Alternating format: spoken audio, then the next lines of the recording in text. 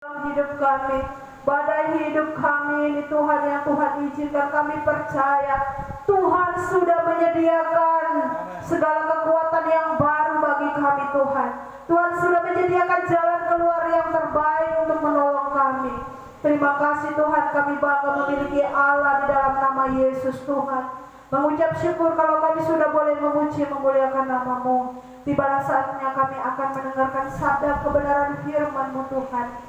Berfirmanlah bagi kami Tuhan, sembuhkan kami yang sakit Tuhan, pulihkan keadaan kami Tuhan Yesus. Biar Engkau Allah yang lebih mengerti setiap kebutuhan kami pribadi lepas pribadi, mengurapi hamba-Mu yang akan menyampaikan firman-Mu. Tinggal dalam urapan kuasa Allah Roh Kudus, hikmat serta menjadi bagian hidup hamba-Mu, sehingga yang disampaikan semuanya semata-mata berasal daripada-Mu Tuhan, dan nama Tuhan saja yang dipuji dipermuliakan.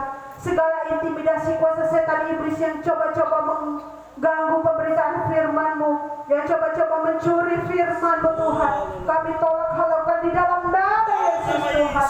Di tempat ini dipenuhi dengan kemuliaan Tuhan. Mengucap syukur Tuhan, kami mendengar firman-Mu, bahkan Roh Kudus menuntun kami untuk melakukannya. Di dalam nama Tuhan Yesus Kristus. Haleluya. Amin.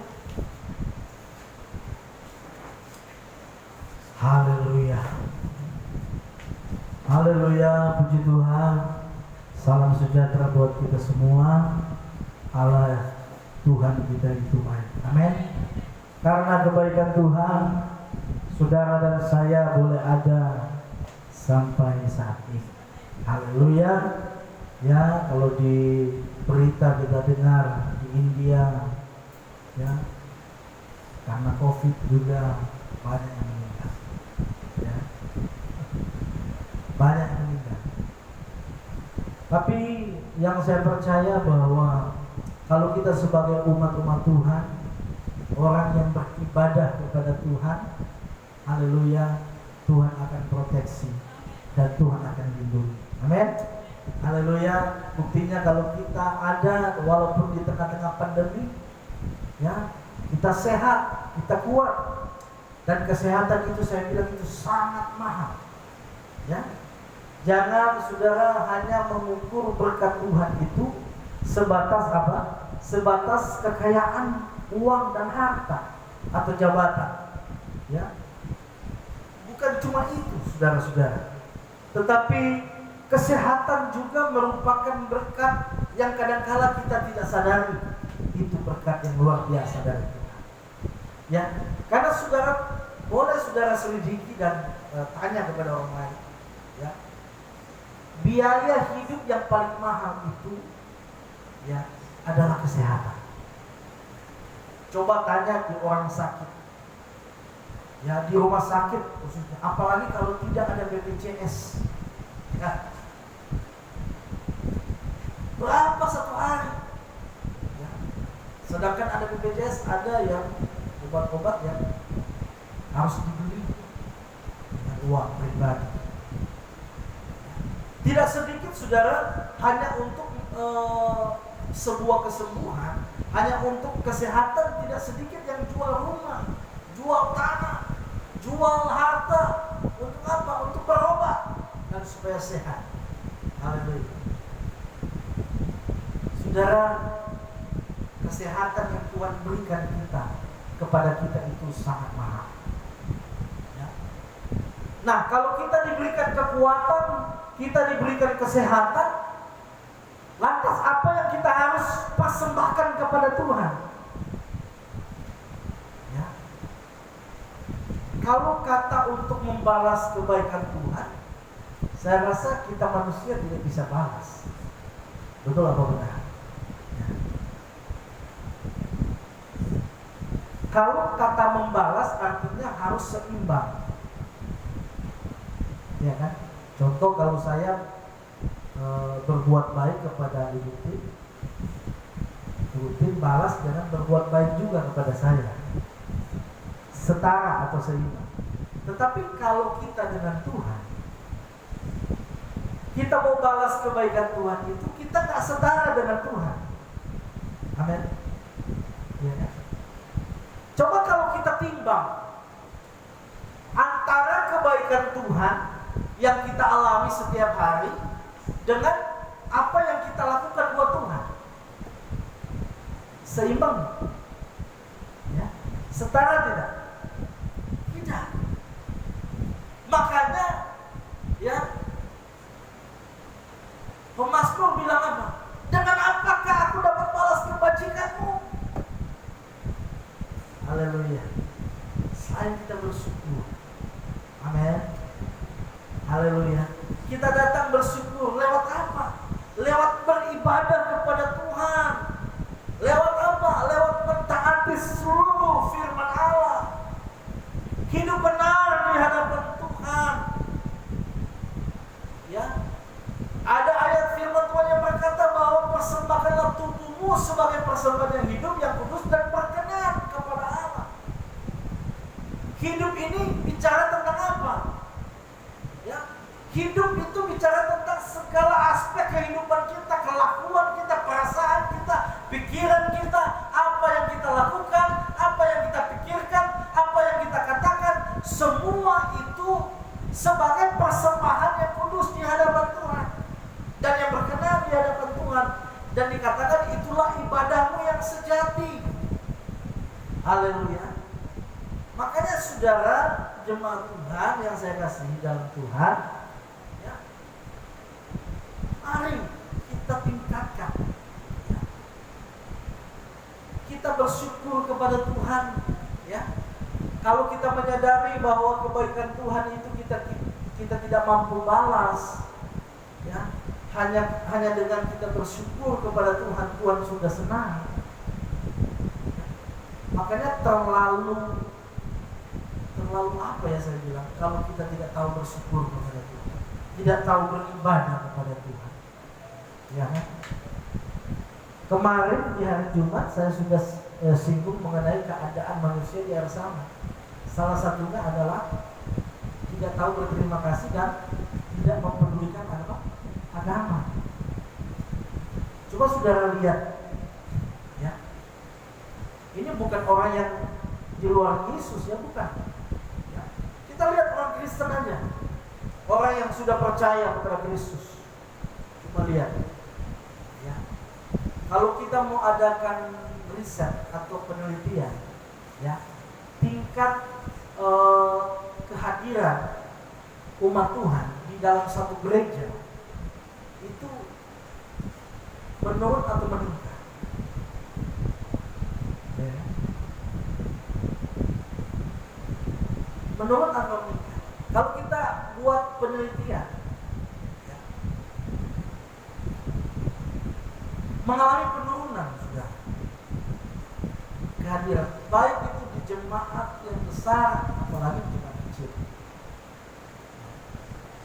Kenapa? Karena keadaan manusia di air sana seperti itu. Tidak tahu berterima kasih. Tuhan sudah tolong, Tuhan sudah berkati, Tuhan sudah menyatakan kebaikannya. Dia tidak tahu berterima kasih kepada Tuhan.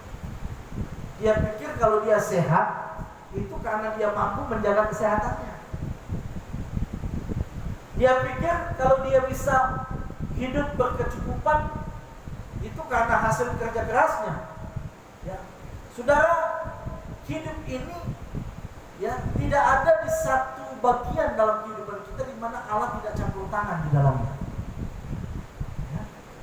Kalau kita mau sukses dengan segala pencapaian kita sekarang ini, ya, sadarilah bahwa itu bukan hasil usahamu, tapi itu atas campur tangan Allah.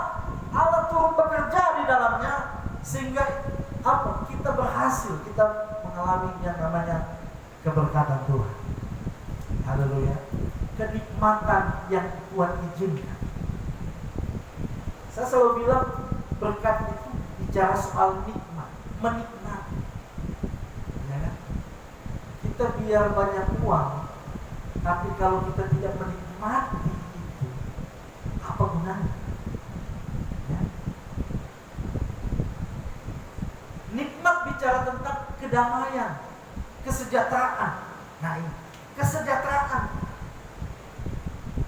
Dan itu tidak bisa dibeli dengan uang, dengan harta dan kekayaan kita. Tidak bisa. Itu dianugerahkan, dikerjakan oleh Roh Kudus di dalam kita.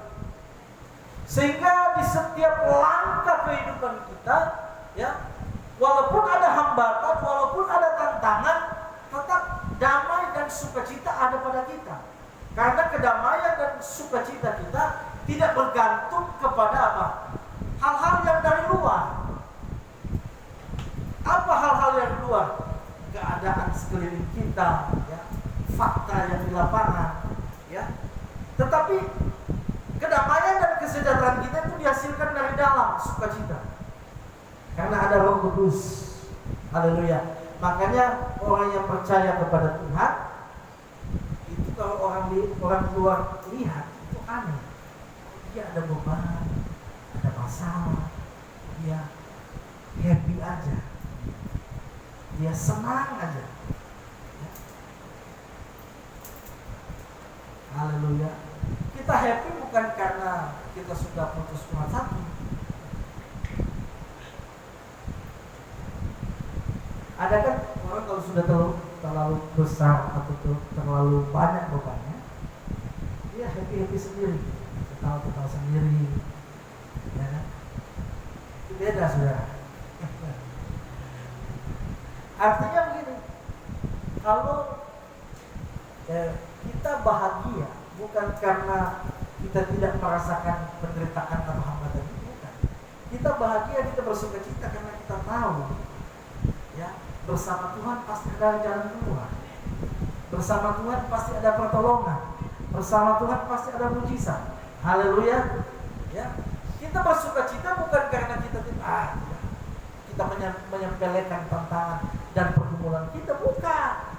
Ya, kita bersukacita, kita bersyukur dalam segala hal, ya, karena kita tahu kepada siapa kita percaya, kepada siapa kita menggantungkan harapan kita, yaitu kepada Tuhan yang tidak akan pernah mengecewakan saya dan saudara. Amin. Haleluya. Oleh sebab itu, mari, ya, jemaat Tuhan, saya mengajak di pembukaan khotbah ini untuk tetap setia, tetap bersyukur kepada Tuhan, sebab Tuhan baik dan sangat baik. Amin. Baik, saya akan berbicara tentang jalan Tuhan yang terbaik bagi kita. Amin. Jalan Tuhan yang terbaik buat saya dan saudara. Walaupun jalan Tuhan tidak selalu mulus. Apa saudara? Walaupun jalan Tuhan tidak selalu mudah. Walaupun jalan Tuhan tidak selalu gampang. Walaupun jalan Tuhan itu, ya, berliku-liku. Walaupun jalan Tuhan itu sulit. Tapi jalan Tuhan pasti yang terbaik. Amin, saudara. Nah, kita akan belajar dari satu kisah, ya, yaitu seorang Maria ibu Yesus. Ya, kita membuka di dalam Injil Lukas pasal yang pertama ayat 26 sampai ayat yang ke-38. Ya. Lukas pasal 1 ayat 26 sampai ayat yang ke-38. Kalau sudah dapat, kita bagi berdiri semua. Ya, saudara membaca di Alkitab masing-masing dan saya akan membacakan bagi saudara dan saudara perhatikan baik. Ini biasa khotbah di Natal, ya. Tapi ada satu pelajaran yang saya ingin share kepada kita semua mengenai pribadi seorang Maria. Haleluya.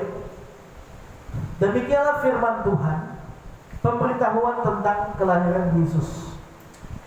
Dalam bulan yang ke-6, Allah menyuruh malaikat Gabriel pergi ke sebuah kota di Galilea bernama Nazaret, kepada seorang perawan yang bertunangan dengan seorang yang bernama Yusuf dari keluarga Daud. Nama perawan itu Maria.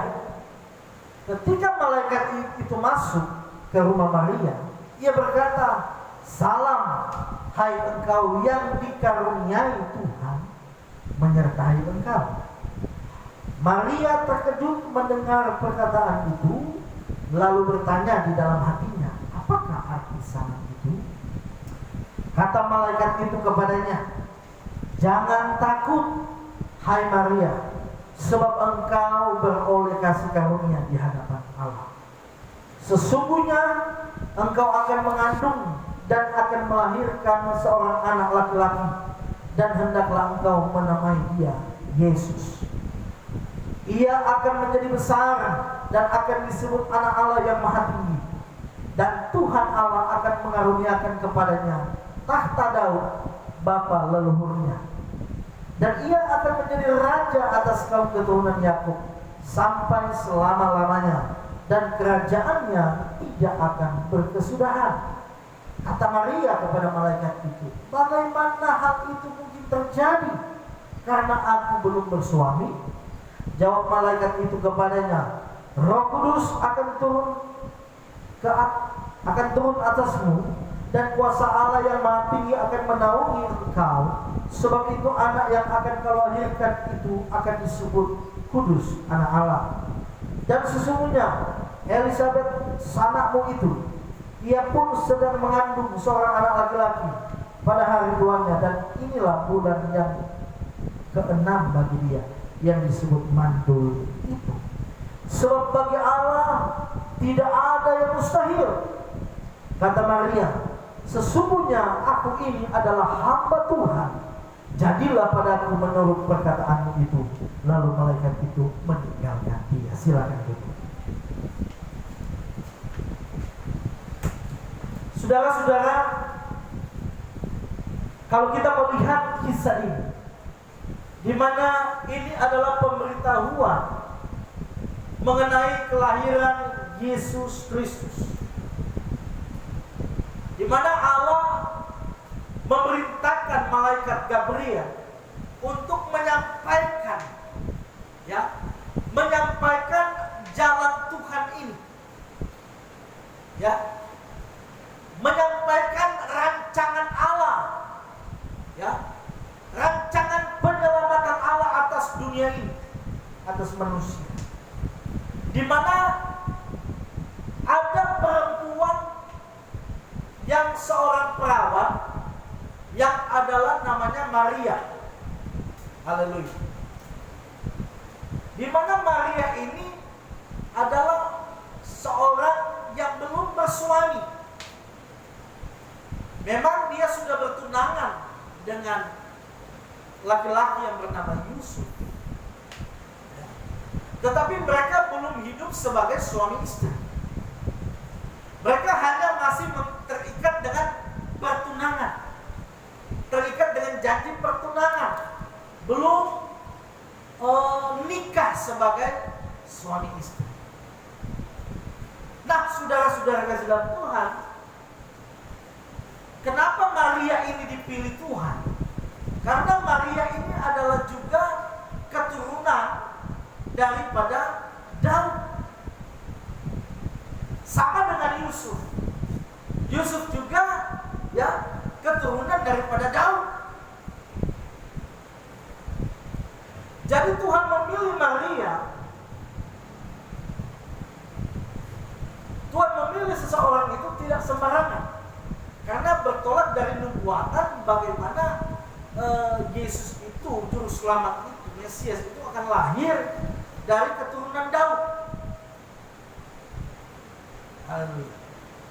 Dan saudara, mungkin saudara dari sepintas lalu, saudara tidak melihat ada masalah di sini. Ya. Kalau kita melihat secara rohani, wah, Maria ini seorang perempuan yang sangat luar biasa. Kenapa? Karena dia dipilih Tuhan. Tidak semua perempuan dipilih Tuhan untuk menjadi ambil bagian dalam rancangan Allah untuk penyelamatan. Ini rencana Allah yang luar biasa. ini adalah pusat keimanan Kristen, saudara, di mana Yesus lahir sebagai manusia untuk menjadi apa?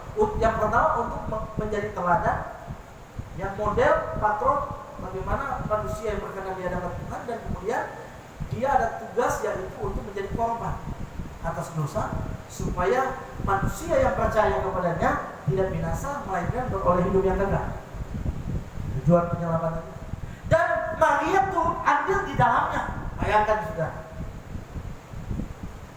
Dia menjadi seorang ibu yang luar biasa. Dia mengandung anak yang tidak dihasilkan dari hubungan badan suami istri, bukan, melainkan dari Roh Kudus. Ini satu kehamilan yang spektakuler. Ya. Tetapi saudara, dari sisi lain, dari sisi budaya, ya, Maria ini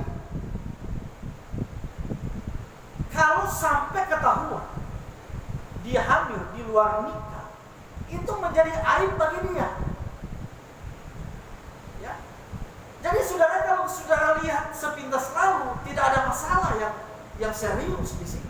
Tetapi kalau kita benar-benar melihat, kalau kita benar-benar berada di posisi Maria pada saat itu, mungkin kita bisa menolak itu. Kenapa? Yang pertama, ya, dalam adat istiadat Yahudi, perempuan yang sudah terikat dengan seorang laki-laki, lantas dia ketahuan hamil atau istilahnya berzina, dia harus dirajam dengan batu sampai mati. Itu yang pertama. Artinya Maria diperhadapkan dengan satu keadaan di mana dia mempertaruhkan nyawanya. Amin. Dia mempertaruhkan nyawanya. Yang kedua, apa yang dipertaruhkan Maria? Yaitu harga dirinya sebagai seorang perempuan Yahudi pada saat itu. Itu akan menjadi aib bagi dia dan keluarganya. Bahkan juga akan menjadi aib bagi apa? Tunangannya, Yusuf. Yang pertama, dia mengorbankan apa? Mengorbankan nyawanya. Haleluya. Yang kedua, Maria mengorbankan apa? Maria mengorbankan harga dirinya. Seorang perempuan perawan, belum bersuami, lantas hamil. Terus Maria akan jelaskan, saya lagi mengandung dari Roh Kudus. Doa tabarak. Ya. Saudara bisa bayangkan nggak posisi Maria waktu itu? Coba mana? Ada pada malaikat datang, Ona akan hamil dan mengandung anak laki-laki. Terus Ona sudah ada ikatan janji dengan seorang, ya, pacar satu, ya kan?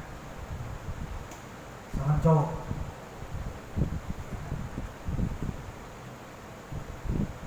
Itu kan bagaimana? Kenapa? Hamil di luar nikah atau sama lah?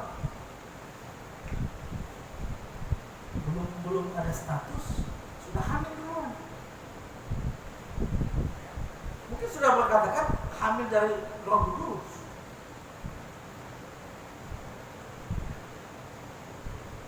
Biar kita orang menjelaskan kepada waktu zaman itu, ya, kepada orang Yahudi, mereka nggak akan percaya. Masa hamil dari Roh Kudus? Mana mungkin, ya kan? Saudara tahu keadaannya. Maria, ya, sedang diperhadapkan dengan apa? Dengan kehilangan nyawanya. Maria sedang diperhadapkan dengan apa? Harga dirinya hancur karena aib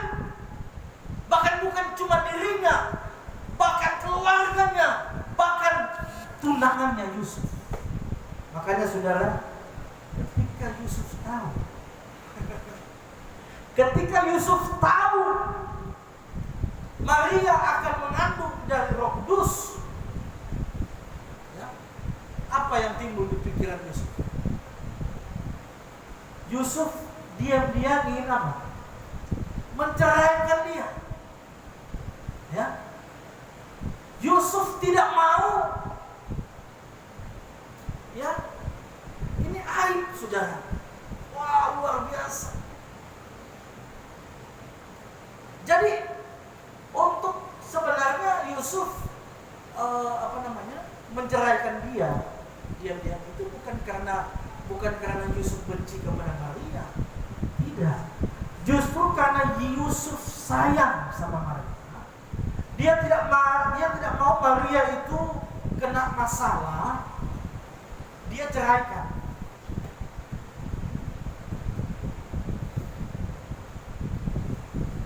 Haleluya. Dia ceraikan.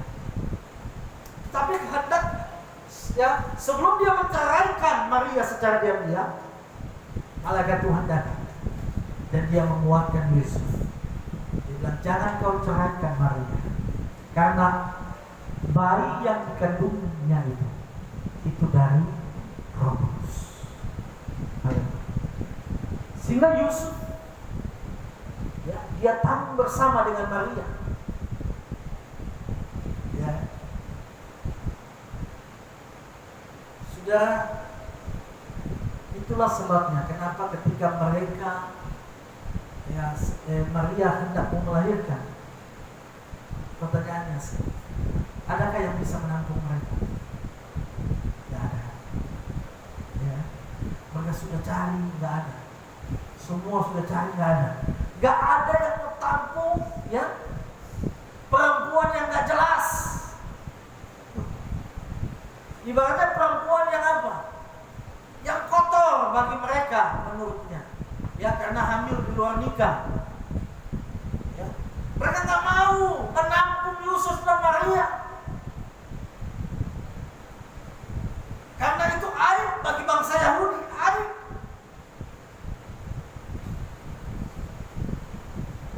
Akhirnya cuma ada kandang. Ya. Hanya kandang yang bisa, ya, mereka tentang, dan lahirnya Yesus. Saudara, saya berkata begini, kadangkala rancangan Tuhan dalam hidup kita tidak seperti yang kita harapkan. Kadangkala jalan Tuhan itu, ya, bertentangan dengan jalan kita. Kadangkala jalan Tuhan itu terlihat, wah, sesuatu yang mustahil, sesuatu yang merugikan kita.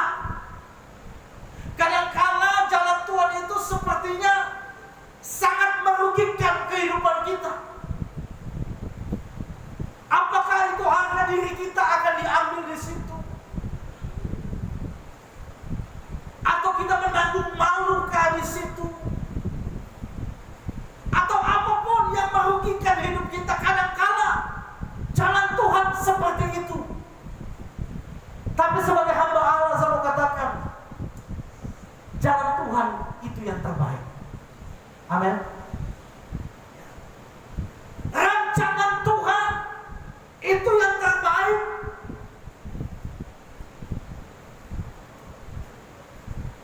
Maria, dia sedang mengalami pergolakan di jiwanya. Aduh. Makanya di dalam ayat apa ini bilang? Maria terkejut. Bayangkan, mendengar perkataan itu. Ayat 34 di saat dikatakan, kata Maria kepada malaikat itu, bagaimana hal itu mungkin terjadi karena aku belum bersuami. Dia bilang gak mungkin itu terjadi karena saya belum punya suami.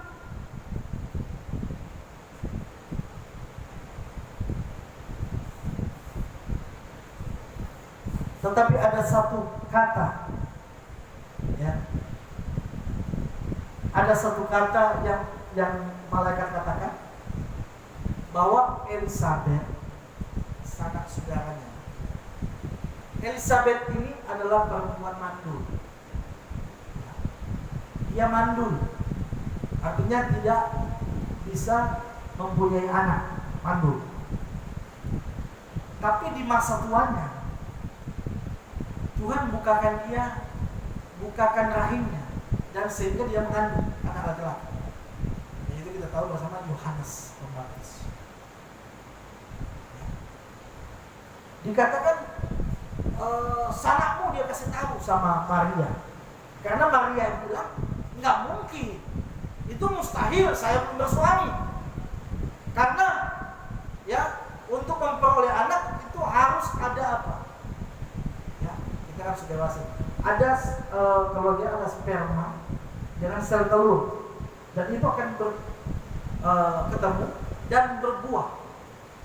Jadi dari embrio baru dia janin, ya, dan dia berbuah sampai 9 bulan dan dia melahirkan. Itu proses kehamilan secara normal.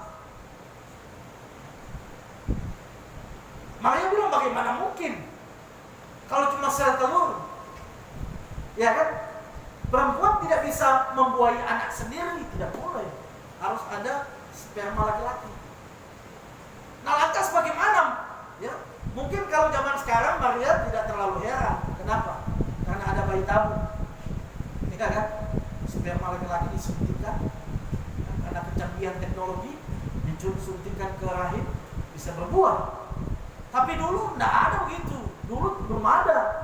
Makanya sebuah hal yang mustahil bagi orang yang belum bersuami, artinya belum bersetubuh secara badani, itu bisa hamil. Tidak mungkin. Haleluya. Tetapi untuk menguatkan iman daripada Maria, malaikat kasih tahu, sanakmu Elisabet yang mandul itu, ya, pada masa tuanya ini dia sedang mengandung, dan pada saat ini itu bulan ke-6 bagi dia. Ya, dan di dalam ayat 37 di sana dikatakan sebab, haleluya, ini sebab bagi Allah tidak ada yang mustahil. Amin. Haleluya. Kadang-kadang jalan Tuhan itu sepertinya nggak masuk akal. Jalan Tuhan itu nggak masuk akal. Bagaimana mungkin itu terjadi? Bagaimana mungkin itu terjadi? Logika kita bermain. Haleluya. Kita lupa bahwa bagi Allah tidak ada yang mustahil. Haleluya. Mungkin bagi kita jalan itu mustahil kita lalui, tetapi kita harus tempuh saja. Haleluya. Karena jalan Tuhan adalah yang terbaik. Meskipun kelihatannya mustahil, meskipun kelihatannya nggak mungkin, melangkah. Haleluya. Kalau Tuhan suruh melangkah, jangan pernah ragu, karena Tuhan pasti menyertai. Dan kalau Tuhan menyertai, akan ada pertolongan, akan ada mujizat di sana. Haleluya. Haleluya. Dan apa? Ketika Maria dengar itu, dia sadar, dan dia berkata begini, ayat terakhir, dia bilang 38, ayat 38 di sana dikatakan, kata Maria, sesungguhnya aku ini adalah hamba Tuhan, jadilah padaku menurut perkataanmu itu. Lalu malaikat itu meninggalkannya. Haleluya. Di tengah-tengah kebingungan Maria, aduh ini nyawa jadi taruhan. Kalau mereka tahu, mereka akan rajam dengan batu sampai mati. Ini menjadi aib juga bagi keluarga, bagi Yusuf, bagi saya. Harga diri saya dipertaruhkan di sana. Tetapi dia bilang, aku ini hamba Tuhan. Haleluya. Jadilah sesuai dengan perkataanmu itu. Walaupun sulit diterima, walaupun sulit untuk dimengerti jalan Tuhan, tetapi kalau kita menyadari kita ini adalah hamba Tuhan, jadilah sesuai dengan perkataan dan maunya Tuhan. Amin. Walaupun kita nggak mengerti jalan Tuhan itu, kita nggak memahami secara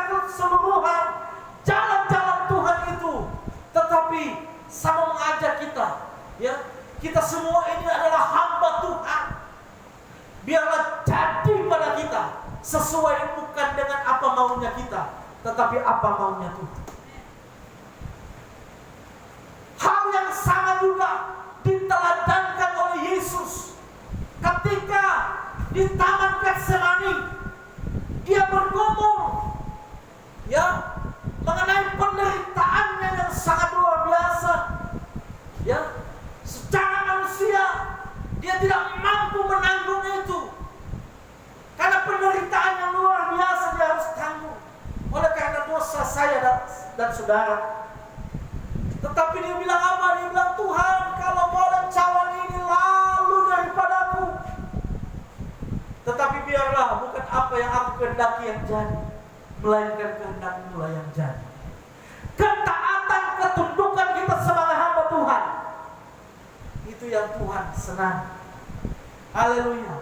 Makanya saya bilang, kenapa kita harus memilih jalan Tuhan?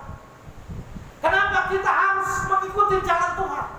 Meskipun ada tantangan di sana, ada masalah di sana, ada pergumulan di sana, kenapa kita harus taat dan ikut jalan Tuhan? Kenapa? Yang pertama, jalan Tuhan itu pasti yang terbaik buat kita. Haleluya. Kadang-kala logika kita bermain, kadang-kala pikiran kita membuat kita ragu akan pemeliharaan Tuhan dalam hidup kita. Saudara, saya pernah bilang saudara, bahwa ketika kami mau terjun dalam pelayanan,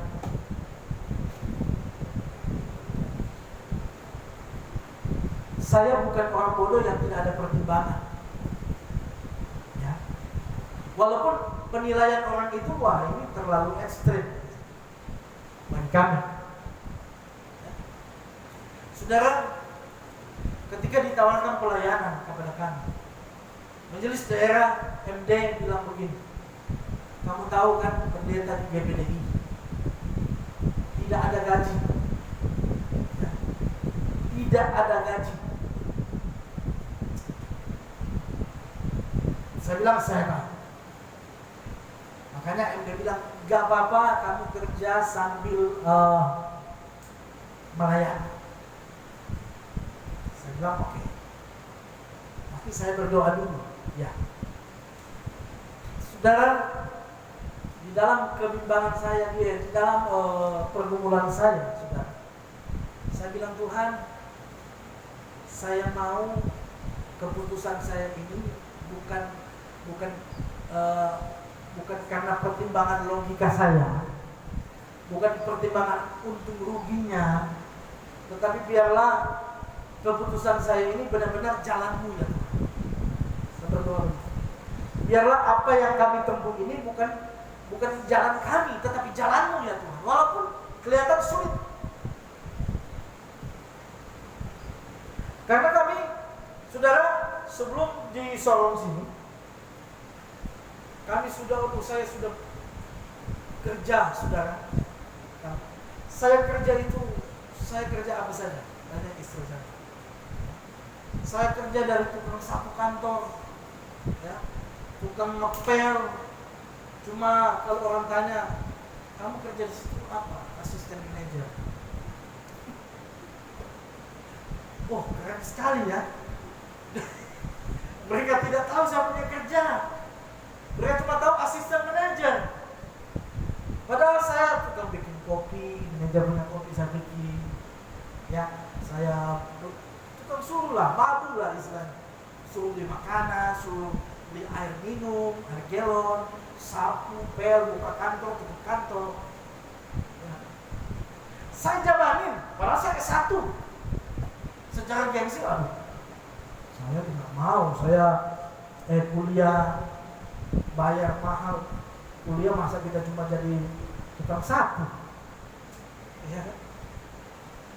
Lepas dari itu, saya kerja lagi di purchasing staff. Cuma bahasa Inggris yang mana? Purchasing staff. Sudah tahu kan pekerjaan? Angka barang lagi. Angka barang belanja. Pertama kali saya masuk kantor, karena saya biasa di kantor celana panjang, pakai kemeja tangan panjang, rapis kan. Terus manajernya bilang begini, Pastor, ya, nanti besok pakai celana pendek aja, pakai celana pendek, pakai kaos aja. Saya kenapa? Iya, karena pastor itu lebih banyak di luar daripada di kantor. Bilang, aduh cilaka ini, kerja apa ini? Oh, ternyata apa? Mau belanja untuk kebutuhan resort, ada angka barang, angka ke speedboat, ya kan? Angkat tabung gas, angkat oli, pokoknya sampai nembung bagasi gitu. Tapi ya kan kerja. Dan saya sudah pengalaman itu sampai saya bertanya begini sama Tuhan, kita orang ini mau bawa kemana?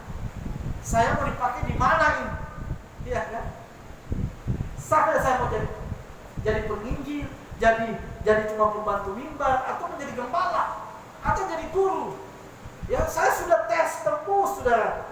Tahun 2013 saya tes pertama kali PNS 2 kabupaten di Mitra dengan Siau, tembus 22. Tetapi ya Tuhan tidak akan lagi. Mau bilang kalau kok tidak tembus mungkin karena kita punya bodoh. Tapi ini tembus, lulus CPNS, tapi Tuhan tidak kehendaki. Lantas kita bilang, Tuhan, apa sih maumu? Ya kan?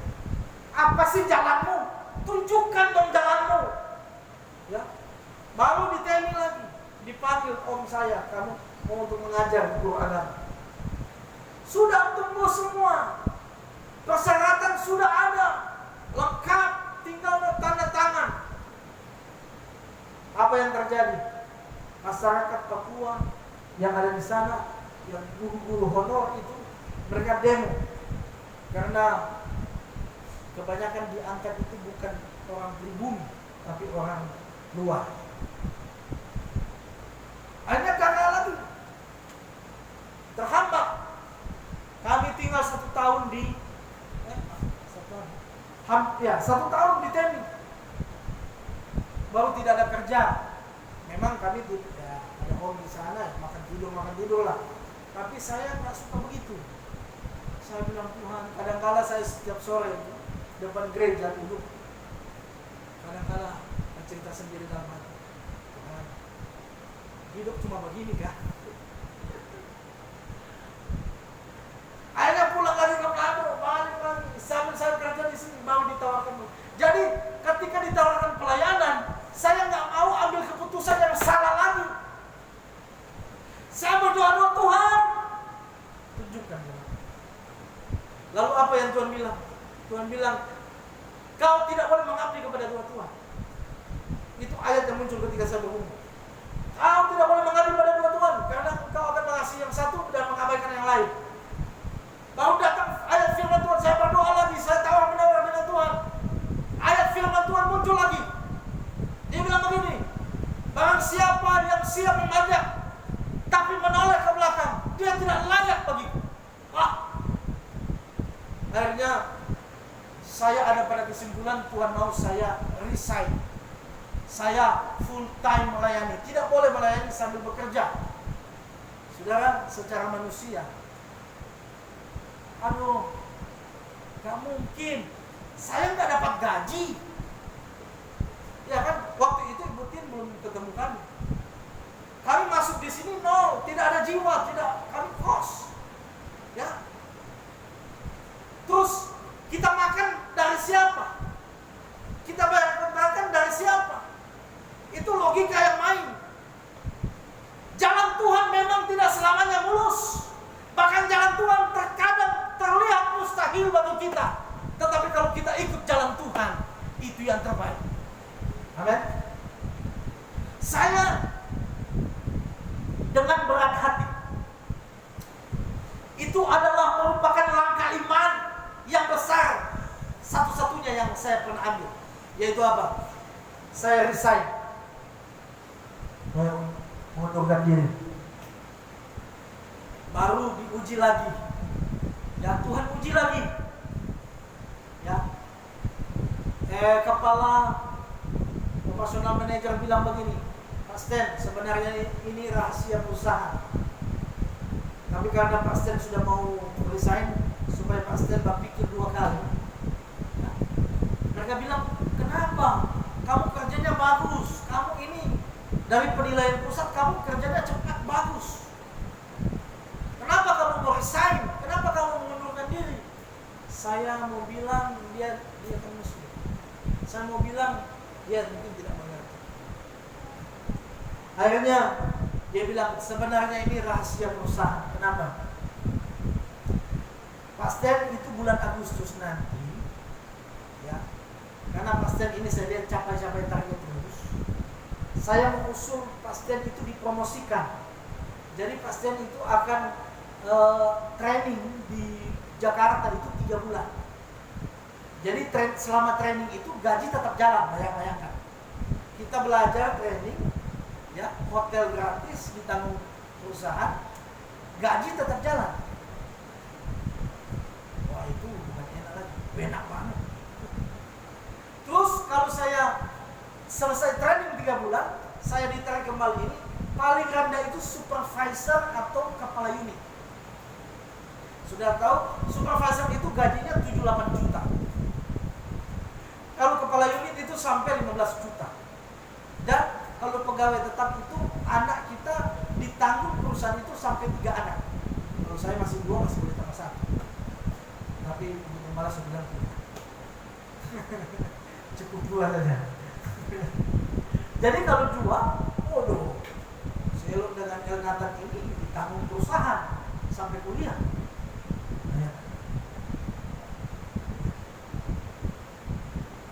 Saya berpikir tentang Tuhan. Ini, saudara, kalau saya bekerja kan tidak, artinya MD tidak mempermasalahkan. Artinya tergantung saya dong. Ya kerja aja lah. Tapi itulah Tuhan taruh di dalam hati saya dan pikiran saya untuk ambil jalan Tuhan atau jalan ini. Dikasih 2 pilihan. Jalan Tuhan, kamu harus lepas pekerjaanmu. Kalau jalan saya lebih pilih lebih baik bekerja sambil melayani, kan bisa. Artinya penghidupan kami aman lah. Aman. Tiap bulan terima gaji kan aman. Nggak perlu lagi buah pasar. Nggak perlu jalan basah lagi. Buang-buang malu. Saya paling pemalu sekali jalan basah. Tapi saudara, karena jalan Tuhan, saya bilang saya mau undur diri saja. Memang mustahil, memang gak enak jalan Tuhan itu, tetapi itulah yang terbaik. Amin. Dan saya mulai melihat buah daripada langkah iman saya itu. Haleluya. Ternyata ketika kita mau langkah di jalan Tuhan, ada penyertaan Tuhan, ada mujizat, ada pertolongan Tuhan di sana. Haleluya. Meskipun kadang-kala dia pulang waktu kos buang malu. Ini jalan dasar. Kalau belum lagi kalau ditolak, ya harga diri kami dipertaruhkan. Tapi saya ingat Maria, aduh, sebegitu jadi hamba Tuhan. Padahal ada jalan enak kan? Ada jalan enak yang saya bisa pilih. Saya bisa tempuh, ada jalan enak. Tiap bulan dapat gaji. Saya ikut training gaji. Nggak usah besar-besar lah. Nggak usah kepala unit lah. Paling supervisor. Gaji 8 juta itu gaji pokok belum tunjangan. Paling tembus-tembus 10 juta per bulan. Kalau kepala Harvard punya gaji per bulan 10 juta, kita cuma dia pakai motor, pakai mobil. Tapi Dan saya resign. Saya tinggalkan itu. Kenyamanan apa segala macam. Bukan bilang apa, saya kerja dulu. Sampai kerja di BFI. Kami itu biasa hidup enak. Ya. Kami tiap bulan kerja kami makan di KFC, makan di Solaria, makan. Pokoknya makan. Tapi waktu jadi hamba Tuhan, kadang-kala pernah kami makan bubur. Tuhan, susah sekali hidup. Makan bubur baru jadi air banyak lagi. Haleluya. Tidak ada ikan, tidak ada uang. Kadang-kala Tuhan puasa terpaksa. Jalan Tuhan memang tidak selamanya enak, tapi jalan Tuhan yang terbaik. Buah dari langkah iman kita, saudara. Coba lihat. Kalau saya sering ngobrol sama istri saya bilang kalau saya kerja, ya biarlah saya jago. Saya pasti belum bisa beli tanah. Ya. Bisa beli tanah belum? Tapi ketika kita full time dalam melayani, lihat Tuhan tolong. Tidak ada orang dalam di provinsi sana, di pemerintah. Saya buat proposal. Ya. Karena mengharapkan jemaat kita baru 1, 2, 3 begini. Mau bangun gereja, mana bisa bangun gereja? Tidak bisa. Mau beli tanah saja tidak bisa. Ya kan? Akhirnya saya putar otak bagaimana caranya. Ya. Buat proposal. Itu biaya. Dulu bolak-balik menokuari itu biaya kami harus tanggung.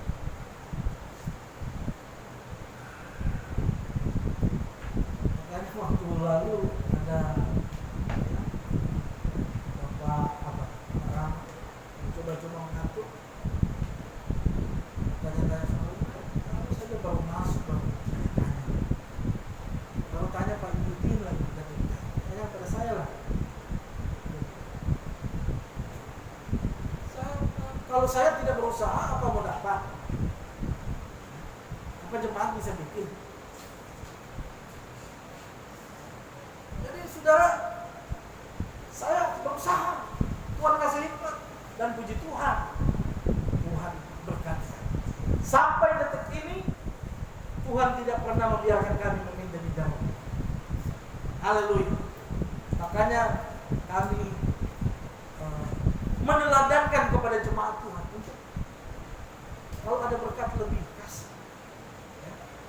Kami di pastori, ya, ibu gembala itu suka kasih kalau ada lebih kasih.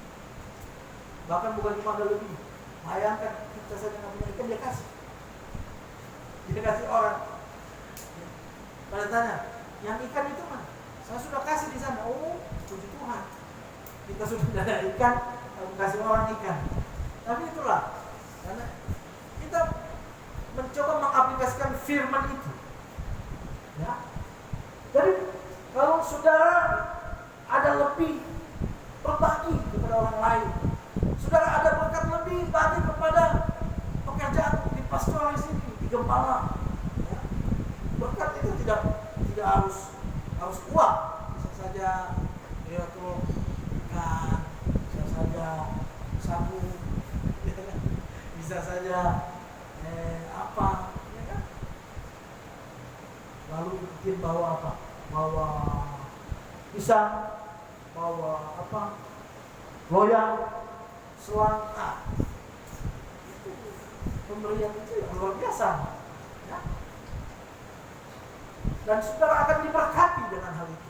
Dan kami sudah mengalaminya. Ya, kami bilang ini bukan karena kami belum alami, kami sudah alami sendiri bagaimana berkat Tuhan itu. Kalau kita suka memberi, berkat Tuhan itu mengalir bagaikan sungai yang tidak berhenti. Haleluya. Jadi jalan Tuhan itu yang terbaik yang pertama. Kenapa kita harus menempuh jalan Tuhan? Ya, jalan Tuhan itu pasti tidak mengecewakan. Amin. Jalan Tuhan itu pasti tidak mengecewakan. Saudara, saya banyak keputusan-keputusan saya yang mengecewakan. Ujung-ujungnya ya. Ujung-ujungnya mengecewakan. Kenapa? Karena itu bukan jalan Tuhan. Ya. Itu bukan jalan Tuhan. Memang kelihatannya mudah awal. Kelihatannya gampang di awal. Tapi ketika kita berjalan sesuai dengan jalan pikiran kita, jalan yang kita putuskan, ujungnya kecewa. Haleluya. Tetapi sebagai hamba Tuhan, saya mau katakan, kalau kita berjalan di jalan Tuhan, mungkin awalnya banyak hambatan, banyak tantangan, banyak yang kita korbankan di jalan Tuhan itu, tetapi ujung di sana ada berkat, ada kemuliaan, tidak pernah mengecewakan saya dan saudara. Amin. Kita akan menerima ya sesuatu yang kita tuju itu, ya sesuai dengan rancangan Allah. Karena Tuhan bilang apa? Aku tahu rancanganku kepadamu, bukan rancangan kecelakaan, melainkan rancangan hari depan yang penuh harapan.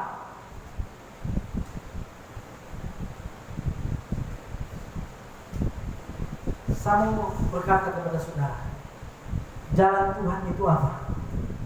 Jalan Tuhan adalah firman Tuhan. Firman ini adalah petunjuk bagi saudara. Saudara mau melangkah, saudara mau kemana, firman Tuhan yang akan menuntun saudara. Kalaupun jalan yang firman Tuhan bilang itu mustahil kelihatannya sukar dan sulit, tetap jalani sambil beriman dan percaya kepada Tuhan. Yakinlah di langkah-langkah saudara, di setiap langkah hidup saudara akan ada pertolongan, akan ada mujizat, akan ada pembelaan Tuhan dalam hidup saya dan saudara. Di setiap langkah kehidupan kita, di sana Tuhan ada dan Tuhan memberikan penghiburan, Tuhan memberikan kita kekuatan dan kemampuan untuk melalui jalan-jalan Tuhan itu. Amin. Karena bagi Allah tidak ada yang mustahil. Bagi kita mungkin mustahil, tapi bagi Allah tidak ada yang mustahil. Jalan Tuhan tidak akan pernah mengecewakan kita. Oh haleluya, haleluya. Ikutilah jalan Tuhan.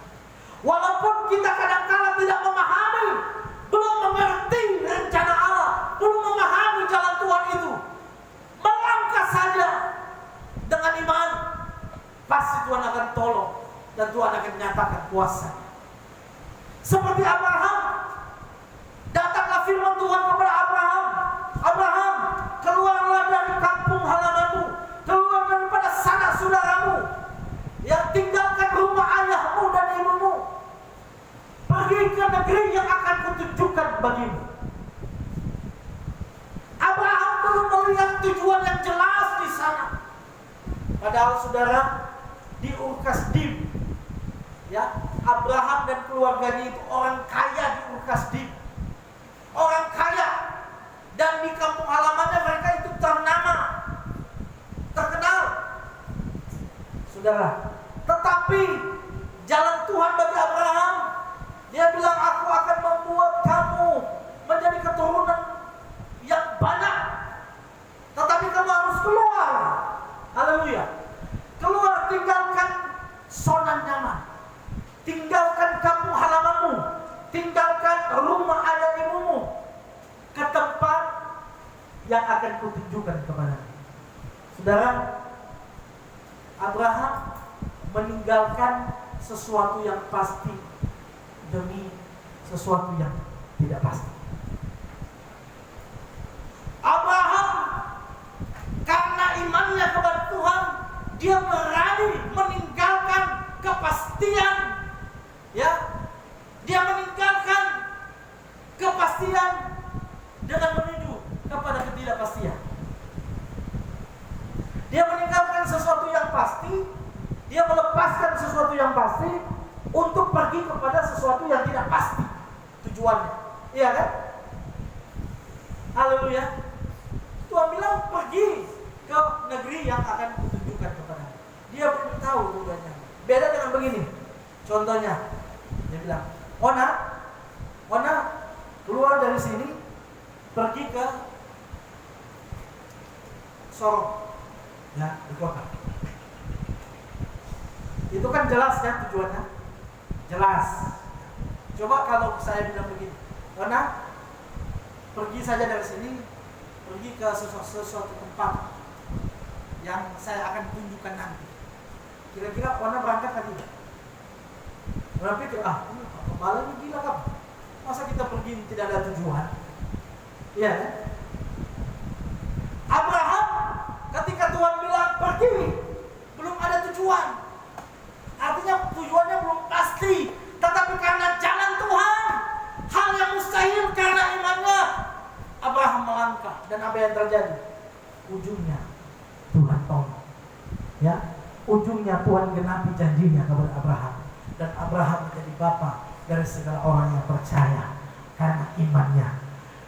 Ya, saya mengajak kepada jemaat Tuhan di akhir khotbah saya pada saat ini, mari ya, kalau kita diperhadapkan, mungkin jalan Tuhan itu terlihat mustahil.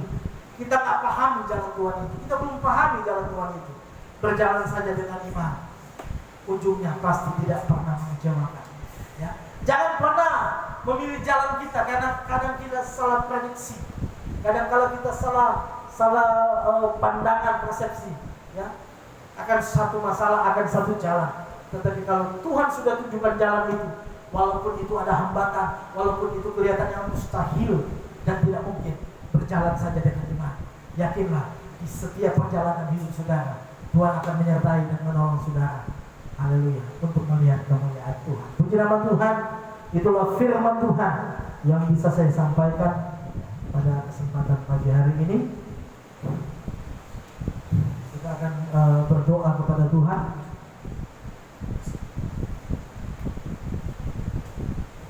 Kita angkat, kita akan berdoa, kita tutup mata, kita tunduk kepala, kita satu dalam doa. Haleluya. Bapa di dalam surga, kembali lagi kami bersyukur kepada Tuhan sebab Tuhan baik dalam hidup kami.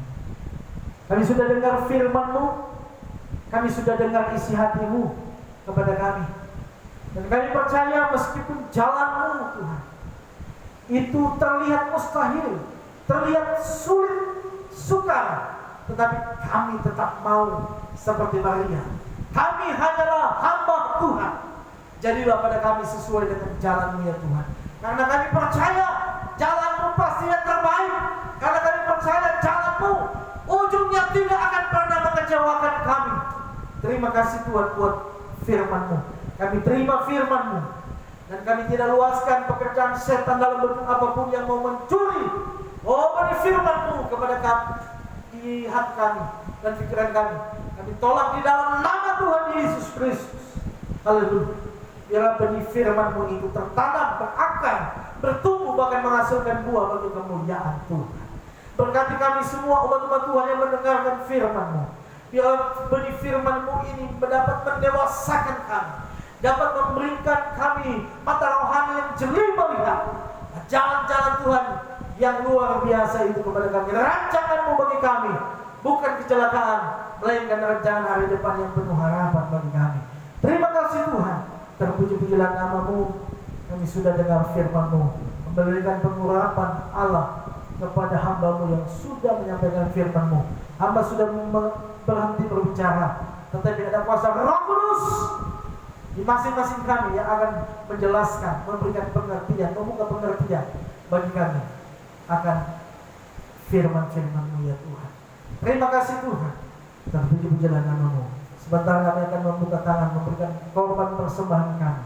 Tuhan memberkati kami, berkat jasmani dan berkat rohani boleh menjadi bagian kami. Terima kasih Tuhan, ini doa kami. Kami siap untuk memberikan korban persembahan di dalam nama Tuhan Yesus Kristus, Tuhan dan Juru Selamat kami. Haleluya, haleluya. Semua yang siap memberikan korban persembahan sama-sama kita katakan amin. Haleluya.